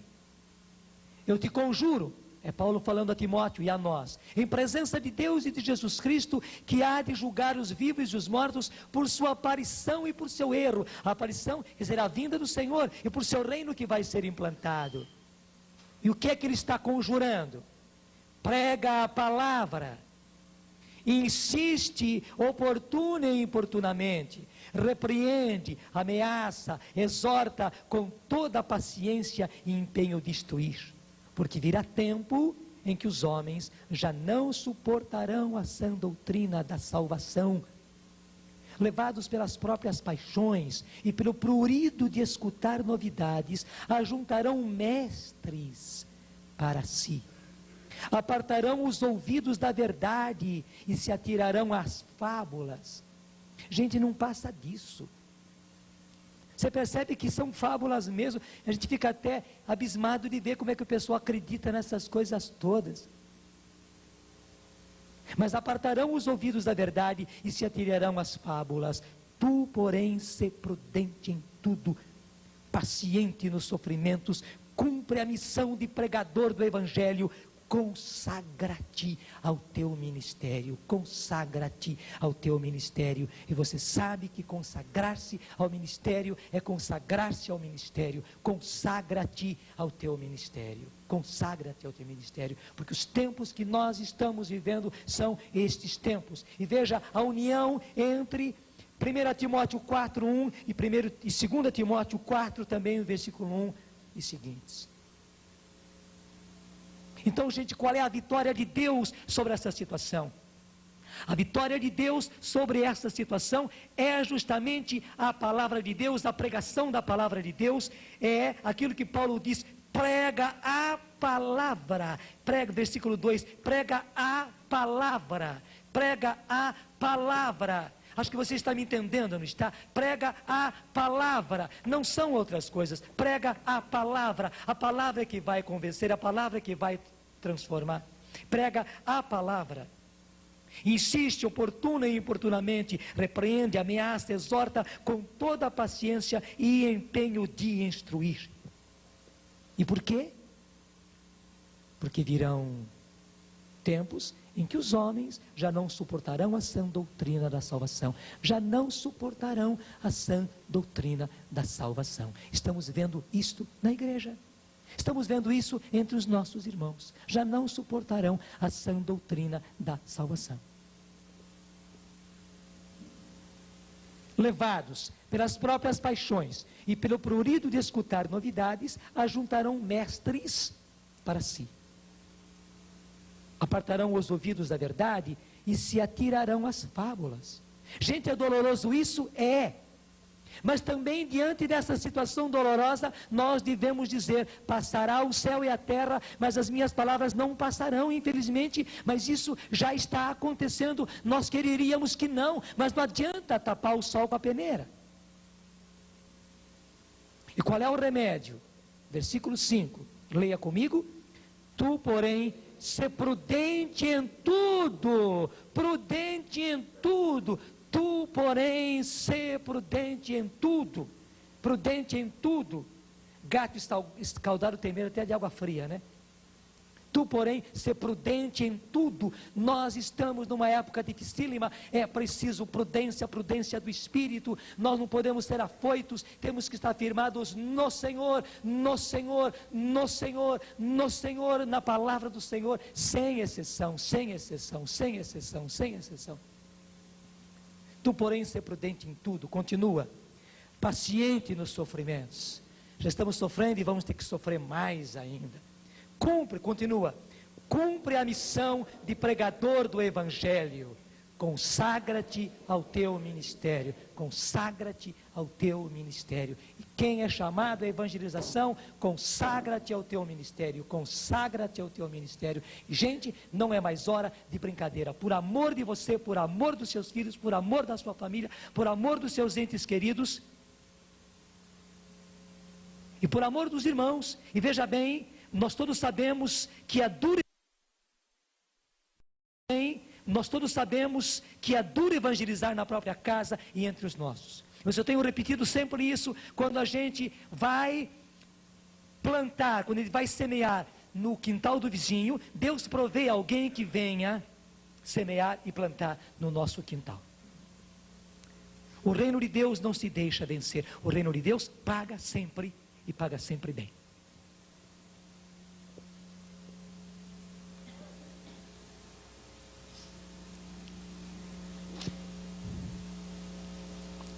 Depois da pregação da palavra, nesta forma, Deus está levantando hoje a renovação como a grande força para enfrentar o joio.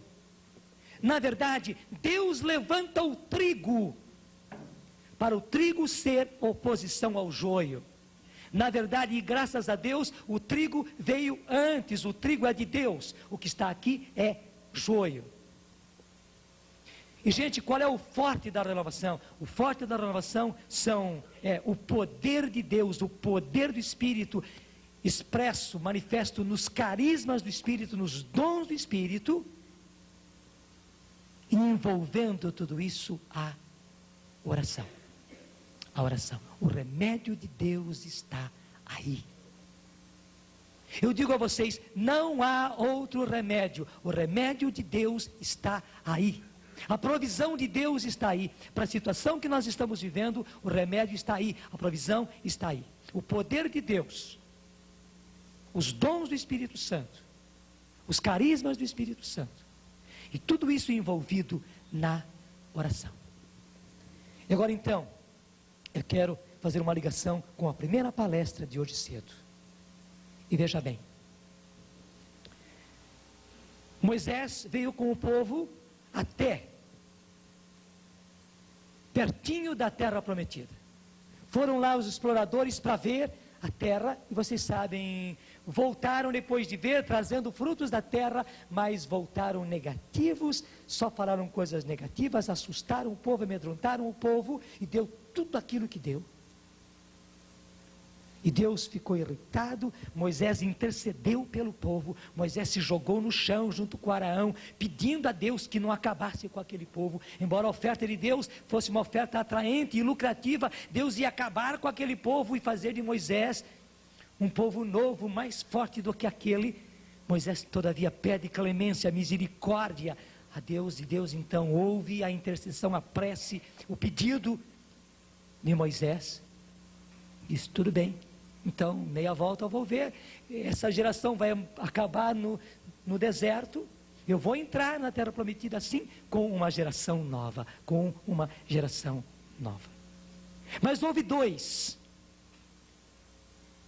que eram também exploradores, que foram junto com os outros, para ver a terra como era. E que não fizeram assim, pelo contrário, testemunharam e disseram, nós podemos chegar, nós podemos entrar, nós podemos vencer, porque Deus está conosco. E quando o povo começou a murmurar, e o povo começou a gritar, e a chorar, e passou a noite inteira chorando, eles fizeram um trabalho contrário, tentando convencer o seu povo, que era possível entrar. E foram Josué e Caleb.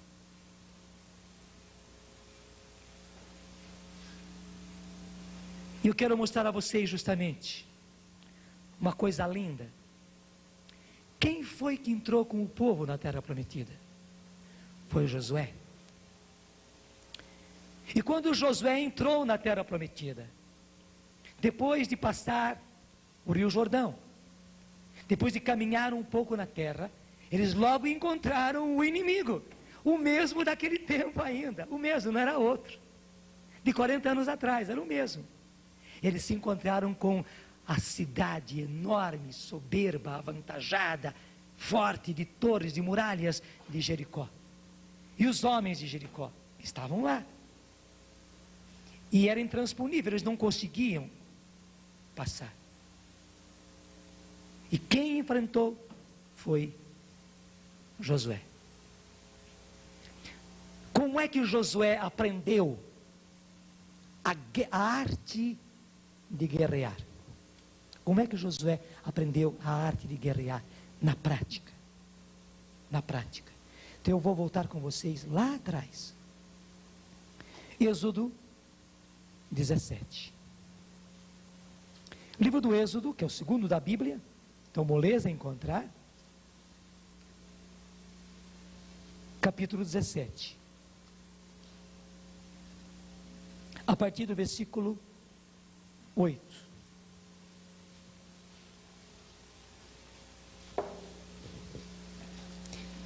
Estamos no comecinho, no início da caminhada pelo deserto.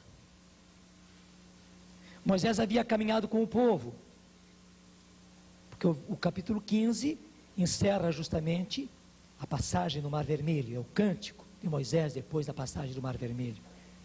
No capítulo 16 e o finalzinho do 15, começam a mostrar as dificuldades que eles tiveram. A água era salobra, depois eles não tinham comida, Deus deu maná, depois deu codornizes. Depois não tiveram água mesmo, e Deus deu água tirada da pedra. O povo estava sofrendo, era duro. E justamente quando o povo estava passando só por durezas, veio um inimigo. Versículo 8, Amaleque veio atacar Israel em Rafidim. Interessante que aqui, na Bíblia todo, vai personalizar. Havia um povo chamado Amalecita, o povo Amalecita. Só que aqui a Bíblia personifica Amaleque. Amaleque veio atacar Israel em Rafidim. Moisés disse a Josué, e Moisés sabia que era um inimigo terrível, e o povo estava enfraquecido, o povo estava sem comida, o povo estava sem armas nenhuma, o povo estava andando há tantos dias, eles não tinham como enfrentar o inimigo, estavam carregando crianças, mulheres, as suas roupas, todos os seus pertences, caminhando, era uma caravana, como é que eles iam guerrear? E eles vieram cruéis sobre eles. O que é que Moisés fez? Moisés disse a Josué, escolhe-nos homens e vai combater Amaleque. Amanhã estarei no alto da colina com a vara de Deus na mão. Josué obedeceu a Moisés e foi combater Amaleque. Enquanto Moisés, Arão e Hur subiam ao alto da colina. E quando Moisés tinha a mão levantada, Israel vencia. Mas logo que abaixava, Amaleque triunfava. Mas como se fatigassem os braços de Moisés, puseram-lhe uma pedra por baixo, e ele assentou-se nela, enquanto Arão e Hur lhe sustentavam os braços de cada lado. Suas mãos puderam assim conservar-se levantadas até o pôr do sol. Josué derrotou Amaleque e o seu povo ao fio da espada. Nessa ocasião, Josué foi guerrear. O trabalho duro, o trabalho, vamos chamar assim, corpo a corpo, o trabalho material de ir combater o inimigo, foi Josué que foi fazer. E veja bem, os melhores, os mais adestrados, Moisés conhecia as artes marciais do Egito. Moisés era Moisés. E Moisés pegou também com ele Arão e Hur, e os três foram para o alto do monte. Os maiores, os principais, o chefão que era Moisés, o sacerdote, o sumo sacerdote que era Arão, Hur, que estava junto com ele. Esses três foram para o alto do monte. Para quê, gente? Para orar, para interceder. Enquanto Moisés estava lá, de mãos levantadas, orando ao Senhor, pedindo ao Senhor, Josué lá embaixo vencia a Amaleque. Quando Moisés se cansava e não aguentava e baixava a mão e deixava de rezar, Amaleque vencia e o povo de Israel era vencido. Até que fazem aquilo, sentam Moisés numa pedra, um de cada lado segurando as mãos de Moisés, e Moisés vai orando até o sol se pôr. Veja, orou, sem cessar. E porque orou sem cessar, Josué venceu, até desbaratar o inimigo. Você entendeu, não entendeu? Foi assim que Josué aprendeu a ser guerreiro. Claro, não foi a única vez. A partir daí, muitas e muitas vezes, ele era o companheiro direto de Moisés. Você se lembra que Moisés ia muitas vezes buscar Deus no alto do monte, e levava consigo Josué. Josué era o discípulo de Moisés. Até que Moisés viu, mas Senhor, toda vez tem que ir ao alto do monte, para me encontrar contigo não dá. E Deus, está bem, Moisés, eu posso falar contigo em qualquer lugar, faz uma tenda, aí afastado no acampamento, que toda vez que você precisar me consultar, venha, eu vou te responder. E Moisés fez a tenda como Deus mandou fazer, o tabernáculo, né? A tenda.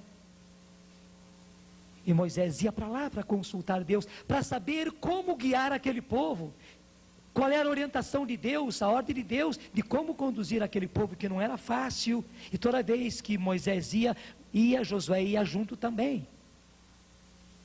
E Josué ouvia Moisés orando ao Senhor, falando ao Senhor, perguntando ao Senhor, e o Senhor respondendo a Moisés. Moisés saía e ia executar as ordens de Deus, e Josué continuava lá. Isso está na Bíblia, ele continuava lá dentro ainda. Foi assim que ele foi aprendendo. E quando Moisés morreu, e quando Deus deu a ordem a Josué de ele atravessar com o povo e entrar na terra prometida, Josué já estava preparado. Ele já era um guerreiro. Mas que guerreiro? Um guerreiro de oração, um guerreiro de intercessão. Ele aprendeu isso na prática com seu mestre Moisés. Vamos para frente agora. Vamos lá então no livro de Josué. Depois do Deuteronômio, que é o 5º livro, vem o 6º livro, que é Josué. No 1º capítulo de Josué fala então, Moisés morreu e Deus passa o comando a Josué, dá as ordens a ele. No capítulo 3, eles passam o Rio Jordão e entram na terra. E no capítulo 5, versículo 13, Josué se encontra com o grande obstáculo. O mesmo obstáculo daquele tempo em que ele, Caleb e os outros exploradores encontraram a cidade de Jericó. Versículo 13, Josué encontrava-se nas proximidades de Jericó. Levantando os olhos, viu diante de si um homem de pé, com uma espada desembainhada na mão. Josué foi contra ele, és dos nossos, disse ele, ou dos nossos inimigos? Ele respondeu: não, venho como chefe do exército do Senhor. Josué prostrou-se com o rosto por terra e disse-lhe: que ordena o meu senhor ao teu servo? E o chefe do exército do Senhor respondeu: tira o calçado de teus pés, porque o lugar em que te encontras é santo. Assim fez Josué. Se tratava de um anjo, né, que falava com Josué. Capítulo 6. Jericó, cidade murada, tinha se fechado diante dos israelitas e ninguém saía dela, nem podia entrar. Era um obstáculo, eles não conseguiam passar para frente. O Senhor disse a Josué: vê, entreguei-te Jericó, seu rei e seus valentes guerreiros. A primeira promessa de Deus é essa: entreguei-te Jericó, seu rei e seus valentes guerreiros. Guarda isso, entreguei-te Jericó. Ou melhor, gente, vamos falando já direto. Nós estamos hoje na mesma situação daquele povo. Nós estamos a 2 passos da terra prometida. Nós estamos a 2 passos de céus novos e uma terra nova. Estamos. Graças a Deus, estamos a 2 passos. Só que nós estamos vendo que o inimigo é terrível. Deu para assustar? Deu. Eu rogo a vocês, sejam como Josué e Calebe e não como todos os outros. Gente, não é hora de assustar o povo, de murmurar e dizer que é impossível, estamos numa enroscada e não tem como. Muito ao contrário, é hora de vivermos a situação de Josué e Calebe. Você está entendendo? A narração do que nós fizemos, e foi uma gotinha só, né? Foi só um videotape assim, mostrando, como é que chama quando antes do filme passa um trailer? Foi só um trailer do que é a coisa. E o trailer já deu para a gente balançar. Mas a certeza é esta: o Senhor está conosco, nós podemos vencer. E o que aconteceu? O povo murmurou, o povo se desesperou, tiveram que dar toda a volta, e agora de novo, agora com Josué. Josué instruído, Josué é um guerreiro não somente de armas, mas muito mais um guerreiro de Deus, um guerreiro de oração. Ele está agora de fronte de Jericó. E o que é que o Senhor diz a ele? Entreguei-te Jericó, seu rei e seus poderosos guerreiros, e seus valentes guerreiros. Gente, é a mesma coisa que o Senhor diz a nós: entreguei-te Jericó. Cristãos, minha igreja, meus escolhidos, entreguei-te Jericó, entreguei-te esse joio, seu rei, seu mestre, seu anticristo, seu joio e seus valentes guerreiros, porque eles têm valentes guerreiros no reino das trevas e nesse mundo também. Mas entreguei-te, acredite nisso. Acredite nisso, entreguei-te, porque a vitória é de Jesus e a vitória é da sua igreja, a vitória é daqueles que creem no Senhor Jesus. Entreguei-te Jericó, seu rei e seus valentes guerreiros. Entreguei-te. Nós sozinhos não, mas o Senhor é o vitorioso. O Senhor é o vitorioso.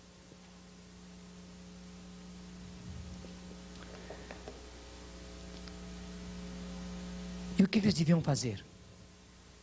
Acompanha comigo o versículo 3.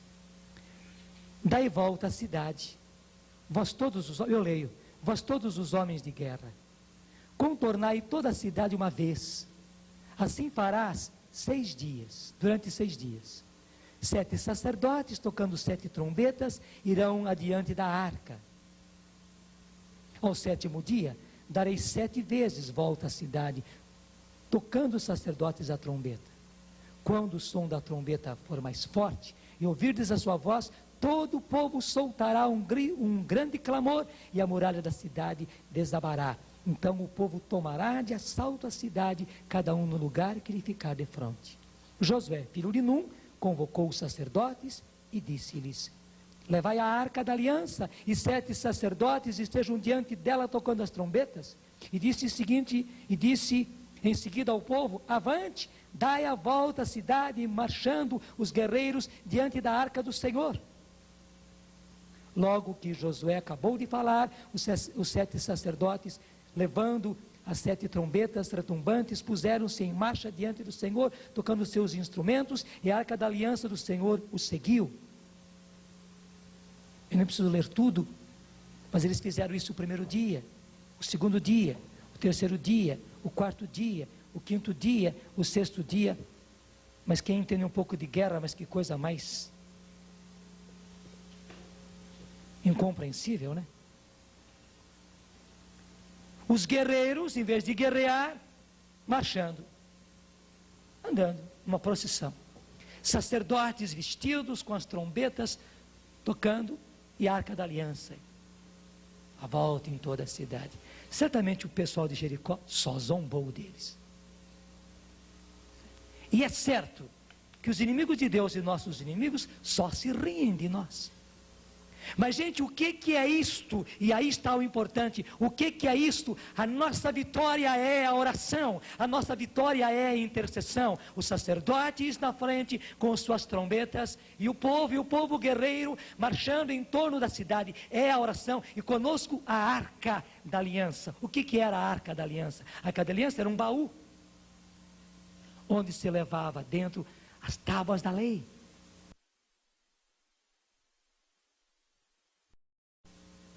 Onde se levava dentro as tábuas da lei. Lá estava o sinal de Deus, o sinal da presença de Deus. Lá estava a ordem de Deus, lá estava o mandamento do Senhor, lá estava a orientação do Senhor, lá estava a lei que regia o seu povo, lá estava justamente a tábua da aliança, a arca da aliança entre Deus e o povo, e a tábua onde estava o documento das leis, mostrando a aliança entre Deus e o seu povo. Aquele era um povo de Deus, e Deus era o seu povo. Gente, esta é a nossa arma. E é que está. Eles foram primeiro dia, segundo dia, terceiro dia, quarto dia, quinto dia, sexto dia, e é preciso orar, orar, orar, orar, orar, sem cessar. A essência da renovação é a oração. Tudo nasceu da oração, e tudo se dirige para a oração, e tudo acontece pela oração. Vocês sabem bem, os dons não são coisas nossas. Eu tenho o dom de fazer tal coisa e faço. Não. O que nós fazemos? Nós oramos, nós pedimos, nós intercedemos, nós suplicamos. E o poder de Deus acontece. E aí está a nossa vitória. O Senhor entregou-nos Jericó, o Senhor entregou-nos o seu rei e os seus valentes guerreiros. Entregou-nos. Mas onde está a nossa vitória? Agora nós vamos minar tudo isso. Nós vamos minar tudo isso na oração, na oração, na oração, na oração. E sabe por que querem impedir-nos de orar? O inimigo usa de tudo, usa inclusive até mesmo de irmãos nossos, de companheiros nossos de igreja, de padres, de párocos, né, que nos impedem de orar e que não querem que nós oremos e acham que nós somos fanáticos, somos rezadores e só sabemos rezar, e mil coisas, e mil coisas. Sabe por que todo esse empecilho? Porque o inimigo sabe onde está a força, onde está a força de Deus para desvencilhar o inimigo. E tenham a certeza, é na oração. E mais ainda, o Senhor deu a nós trombetas. E que são essas trombetas? Essa maneira nova de orar, em que não somos nós que oramos, é o Espírito Santo orando em nós. Gente, aí está a arma poderosa, a oração em línguas. E é por isso que o inimigo quer tapar a nossa boca. É por isso que existem tantas proibições e tanto desentendimento deste dom maravilhoso que é o dom de línguas.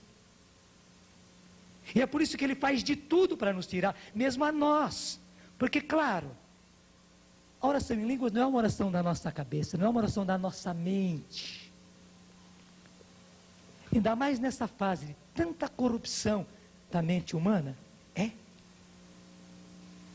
Nessa fase de tantos falsos profetas. O Senhor quis nos dar uma oração que não vem da mente humana, mas uma oração que vem do próprio Espírito, onde nós somos apenas, e graças a Deus, os instrumentos que proferem os sons, que produzem os sons, mas quem tange esta lira, quem tange esta harpa, que somos nós, é o Espírito Santo. E aí está o lindo, ele ora em nós, ele ora de acordo com as necessidades. Gente, nesta guerra que nós estamos, nós não sabemos quais são as nossas necessidades, e não é apenas orar pela minha feridinha, ou pelo meu filho, ou pela minha filha, ou pela desobediência do mais novo, ou pela revolta do mais velho. Não, gente, é muito mais, é muito mais, é muito mais. Eu sei que você pode orar para isso, mas o Senhor tem outros planos muito maiores. Há uma guerra por aí, uma guerra oculta, aí uma guerra subversiva, na qual nós estamos envolvidos por todos os lados. E veja, você está envolvido, a sua família está envolvida, os seus filhos estão envolvidos. É pior do que as drogas. É pior do que as drogas. Nós até há pouco tempo só tínhamos medo de espiritismo. Você está vendo pela descrição que o espiritismo ficou uma das coisas no meio de toda esta parafernália de um supermercado, de todo tipo de religião, de misticismo. E o Espírito sabe o que orar e como orar nesta guerra. E deixemos de ser tolos só com a nossa mente, só com os nossos propósitos. Eu vou rezar por tal coisa, e por amor de Deus reza por tal coisa. Não, deixa o Espírito orar em você. E claro, quando o Espírito ora em você, pelos propósitos de Deus, pelos propósitos que estão no coração de Deus, pelos propósitos de Jesus, o guerreiro, o grande guerreiro que vai vencer, quando você ora de acordo com os propósitos de Jesus, o vencedor, Ele também vai sanar e vai atingir os problemas que você tem, as situações que você tem. Mas deixe de ser tolo. Se você quer somente ficar regando a sua hortinha aqui do seu filho revoltado, da sua esposa que tem isso e aquilo, da doencinha que tal pessoa tem, né? Você só fica regando uma hortinha, e não é isso, gente. Ao contrário, é fazer com que a nossa oração chegue ao céu, chegue ao Senhor, chegue ao alto, e que a oração do Espírito venha, que nós oremos de acordo com o coração de Deus, os propósitos de Deus, de acordo com a mente de Jesus, o vitorioso, que tem o seu plano de vitória e tem toda a estratégia da vitória, e está agindo, está agindo. Jesus não está dormindo não, Jesus está agindo. Se o príncipe das trevas, se Lúcifer está a partir do Shambhala fazendo o seu plano, realizando o seu plano, é claro, Jesus do trono onde Ele está com o seu Pai, Ele está comandando, e a batalha está acontecendo, e o que vai dar força a essa batalha é a oração. Enquanto eles ficam canalizando e mentalizando e evocando espíritos cósmicos e tal, aí que está, a nossa força está no Espírito do Senhor. Deixemos de ser tolos, de ficar regando a hortinha das nossas coisas.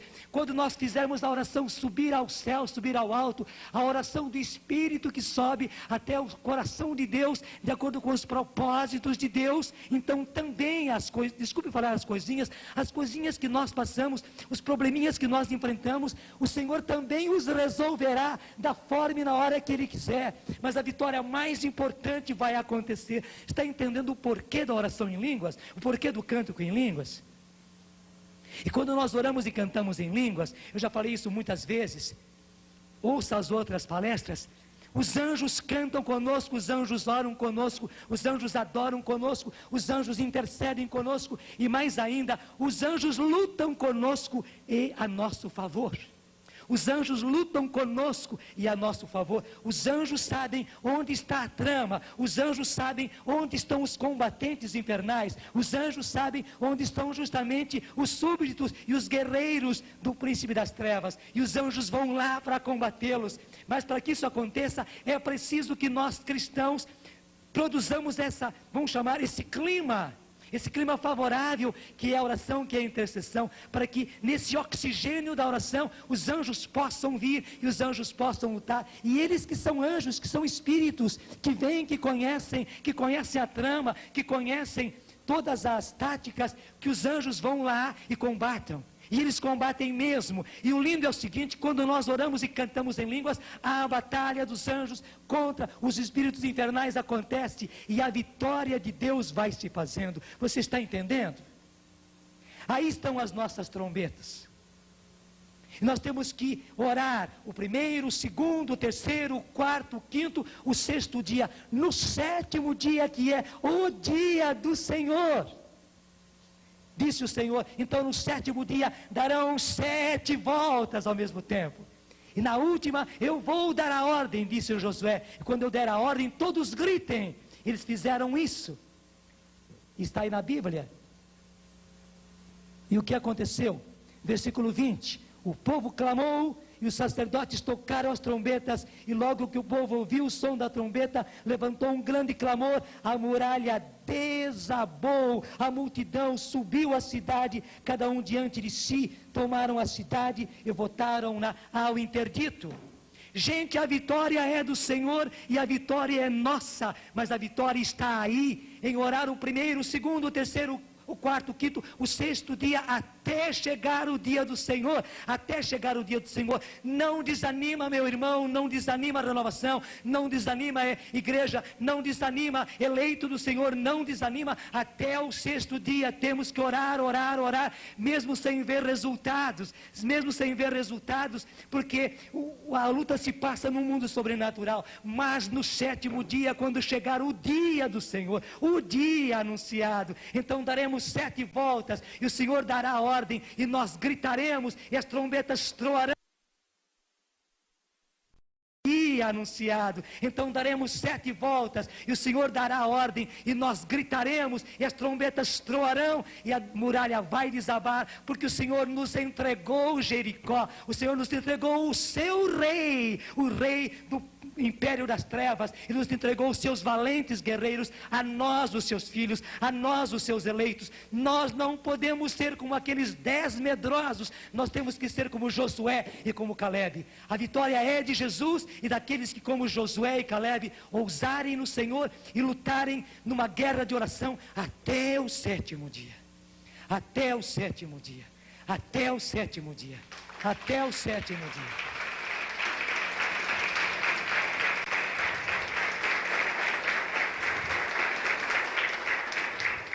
Você entendeu o que é a intercessão?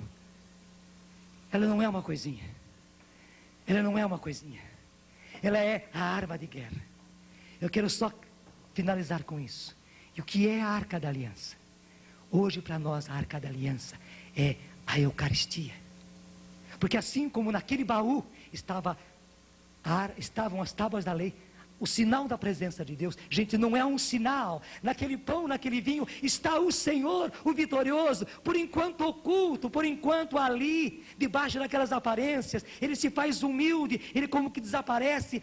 O inimigo não, o inimigo mostra o seu poder, o seu poderio, o seu marketing. Jesus não, está simples, humilde, ali escondido, mas um dia ele vencerá. E é na Eucaristia que nós estamos a cada dia proclamando a vitória do Senhor, esperando a vitória do Senhor. É lá que nós, os guerreiros do Senhor, os intercessores do Senhor, aqueles que estão dando a volta ao redor das muralhas durante os 6 dias até chegar o sétimo dia, quando nós veremos o Senhor face a face. Nós veremos o Senhor face a face. Até lá nós o vemos apenas ocultamente na Eucaristia, e é na Eucaristia que nós proclamamos a vitória do Senhor e recebemos a força para interceder e a força para vencer, porque o Senhor nos entregou Jericó, nos entregou o seu rei e os seus valentes guerreiros.